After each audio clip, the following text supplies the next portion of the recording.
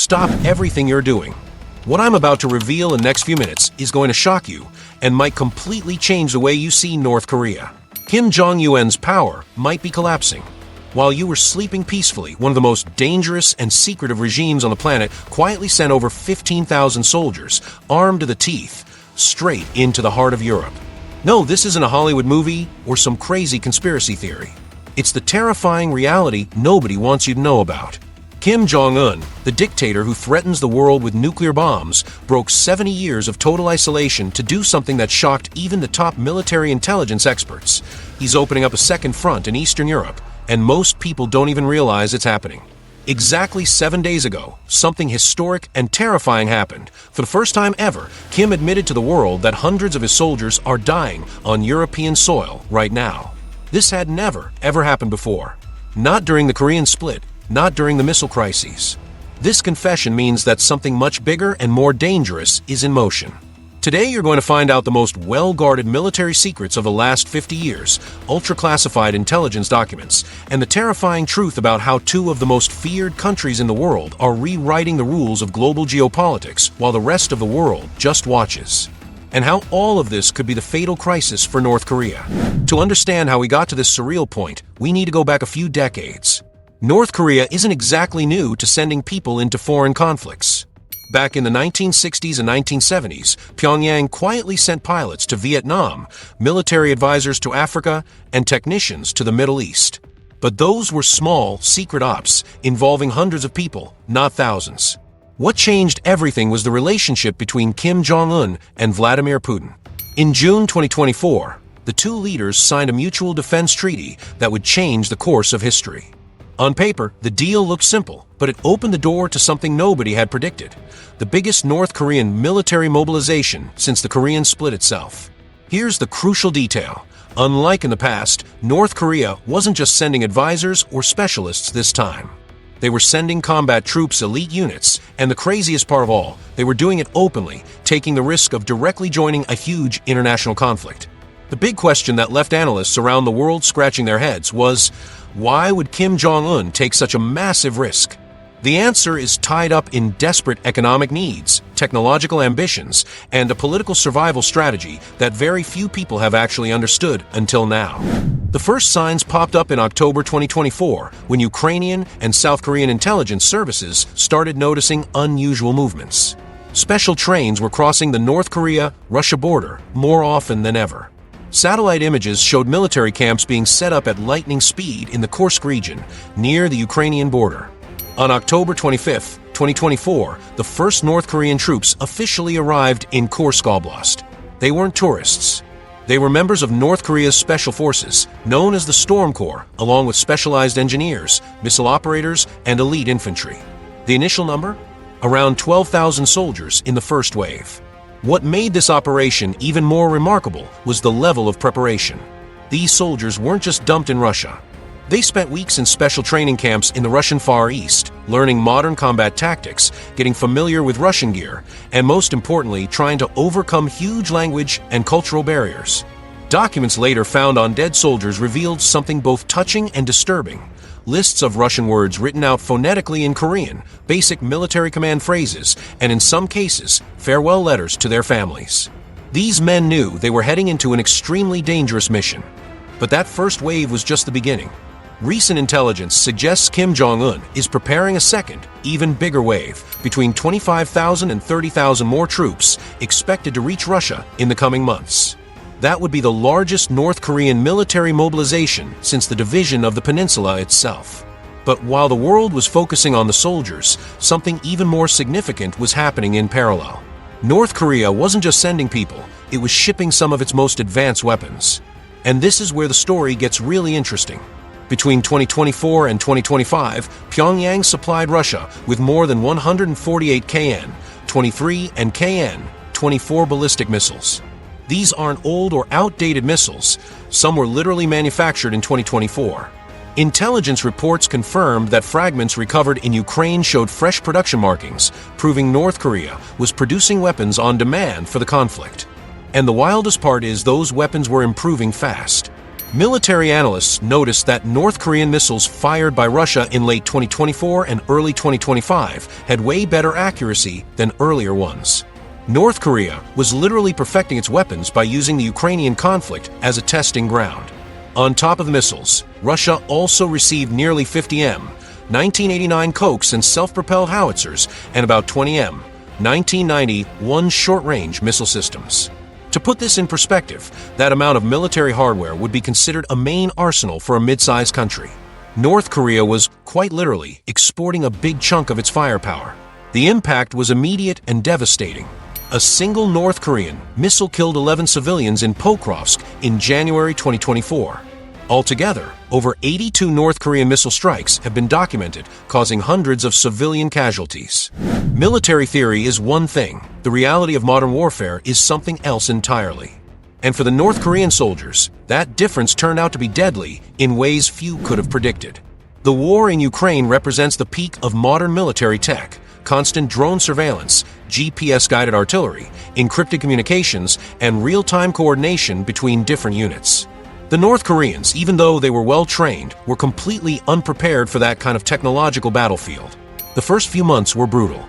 Field reports described North Korean troops using communication equipment that didn't work with Russian systems, trying to integrate into Russian units without speaking the language properly, and becoming easy targets for Ukrainian precision strikes. Many carried handwritten notes with basic Russian commands, showing how rushed their training had been. Things got so desperate that some North Korean soldiers were found with written instructions saying they'd rather die than be captured. That level of commitment, while impressive from a military perspective, also reveals the psychological trauma these men were under, thrown into a completely foreign environment, far from home, fighting in a war that wasn't originally theirs. South Korean intelligence estimates say about 600 North Korean soldiers were killed and thousands wounded just in the first few months of fighting. To put that in perspective, that's about a 40% casualty rate, a devastating loss for any military force. By February 2025, reports said many North Korean units were pulled back from the front lines, apparently for reorganization and retraining. That suggests even Russian command admitted integration wasn't working as planned. But what really shocked people happened on August 20th, 2025. Kim Jong Un did something no North Korean leader had ever done before. He held a public ceremony honoring soldiers who died fighting abroad, and for the first time in history, publicly admitted to heavy military losses. "My heart aches for the heroic soldiers who gave their lives," Kim declared during the ceremony, broadcast on state TV. This was only the second time he had publicly acknowledged North Korea's role in the Ukrainian conflict. The first had been in April 2025, but in a much quieter way. The ceremony was carefully staged. Families of dead soldiers got posthumous medals, portraits of the heroes were displayed in places of honor, and Kim personally greeted widows and grieving parents. But behind the propaganda was the raw reality. Hundreds of North Korean families had lost sons, fathers, and husbands in a war thousands of miles from home. What makes this confession even more significant is the timing. Kim made the announcement right as rumors of second troop wave were growing. Analysts see this as his way of preparing the North Korean people for even bigger losses to come. State TV even released never-before-seen footage of North Korean soldiers fighting in the Kursk region, something unthinkable just a few years ago. This marks a radical shift in the regime's traditional policy of total secrecy. But behind all this military mobilization is a cold, pragmatic economic calculation.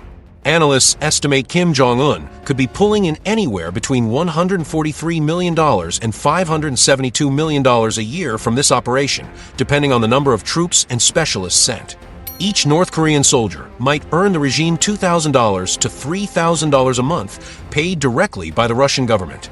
Multiply that by tens of thousands of soldiers over months, and it's a crucial cash flow for a country choked by international sanctions. But the money is just part of it. In return for military support, Russia is giving North Korea advanced military tech, including satellite systems, intercontinental missile technology, and possibly even knowledge about nuclear propulsion systems. These tech transfers could be worth billions and represent progress North Korea would have taken decades to achieve on its own. There's also the domestic political angle. Kim constantly needs to justify the hardships his people endure and keep the narrative alive that the country is surrounded by enemies. Having soldiers defending allies against imperialist forces fits that narrative perfectly, especially when those soldiers come back as decorated heroes. The scariest part for the West is how fast this military cooperation is deepening.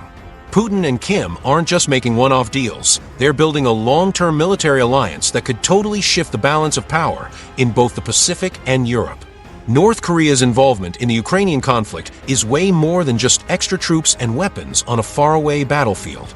What we're seeing is the birth of a military alliance between two countries that, together, hold some of the biggest stockpiles of unconventional weapons on the planet. For the US and its allies, this is a strategic nightmare. While the West was focused on containing Russia in Europe, Kim Jong Un was quietly boosting his military capabilities through this partnership. Every missile tested in Ukraine gives him valuable data that could later be applied to intercontinental missiles capable of hitting US soil. Things get even more complicated considering Donald Trump, now president, has been talking about negotiating a quick end to the war in Ukraine. Any deal that ignores the growing Russia-North Korea alliance could just push the problem down the road, with potentially worse consequences later. From a humanitarian perspective, North Korean families are the ones paying the price for their leaders' geopolitical ambitions. Hundreds are already dead, thousands wounded, and tens of thousands more might be on their way. These aren't just statistics, they're real lives of people who probably never chose to be part of a foreign war. For Ukraine, this is both a threat and an opportunity.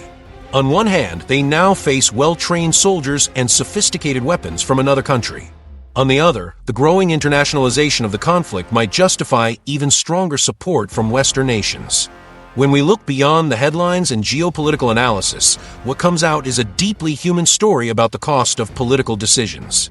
North Korean soldiers leaving their families probably never imagined they'd end up fighting in the frozen fields of Eastern Europe. Letters found on dead soldiers revealed touching personal stories. Young guys writing to their girlfriends, dads saying goodbye to little kids, veteran soldiers expressing doubts about a mission they didn't fully understand. Behind every military statistic is a family that might never see their loved one again. What makes this even more tragic is that many of these soldiers might not even fully grasp why they're fighting. Raised in a system that strictly controls information, they could be dying for a cause they never chose, in a conflict whose complexity was never explained to them. Kim Jong Un might see this as a strategic win, cash in the bank, advanced military tech, and international prestige. Putin might see it as a fix to his manpower problems. But for the mothers in Pyongyang waiting for news about sons who may never return, the reality is something else entirely. This story reminds us that behind every geopolitical decision are real people with dreams, fears, and families. The story of North Korea's involvement in Ukraine is still being written. With a second wave of up to 30,000 soldiers possibly on the way, 2025 might become the year North Korea finally breaks out of its military isolation to become an active player in global conflicts. What does that mean for the future? It means we're living in a world where the old lines between regional and global conflicts are disappearing fast. It means decisions made in Pyongyang can have direct consequences in Kyiv and vice versa. As global citizens, our responsibility is to seek reliable information, question simplistic narratives, and never forget that behind every headline are real human lives. History will judge us not just by what we knew, but by what we did with that knowledge. If this content made you think, share it with friends and family. It's through informed discussion that we can hope to build a world where political decisions take into account not just strategic interests, but also the priceless value of human life.